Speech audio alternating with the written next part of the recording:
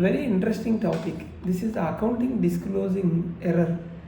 So the directors are penalized with a 3 lakh. So very interesting. So I'll explain in detail what exactly happened in this company.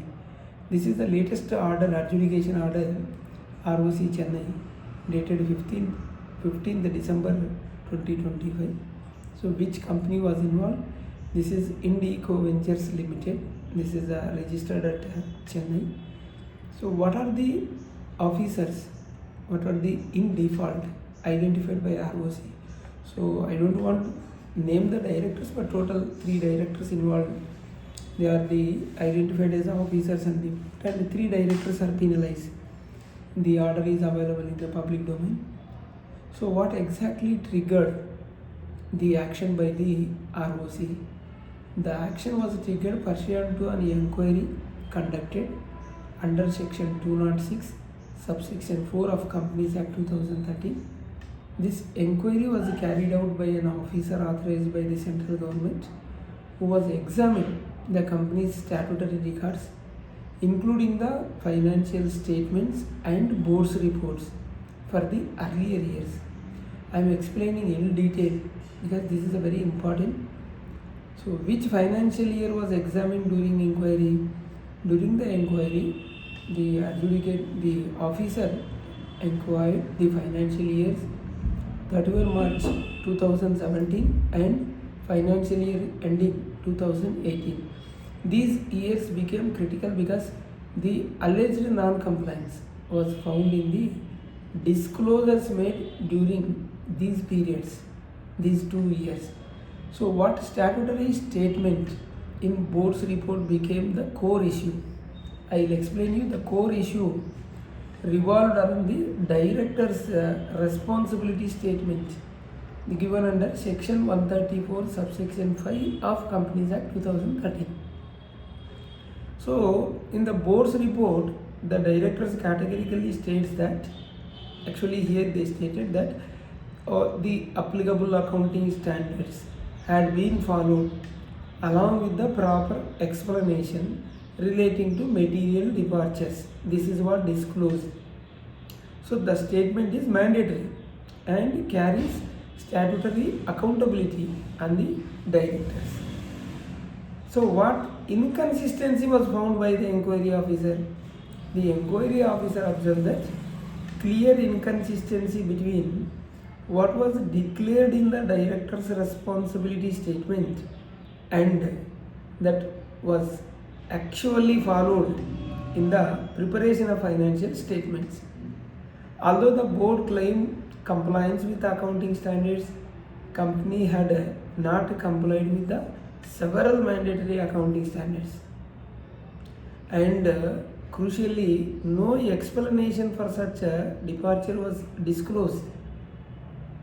So which accounting standards were violated amounting to, according to the ROC?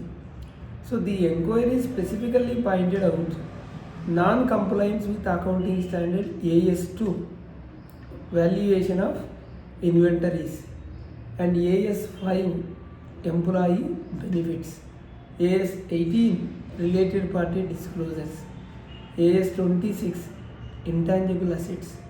So despite these violations, no explanatory disclosure was made in the board's report or notes to accounts.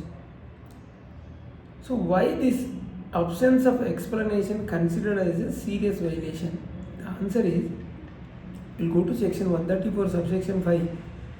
This does not merely a requirement or require compliance with accounting standards. It clearly mandates if accounting standards are not followed, the board must disclose and explain the material departure. So in this case, the company failed to comply with accounting standards and failed to explain such non-compliance, so making the director's responsibility statement misleading and incorrect.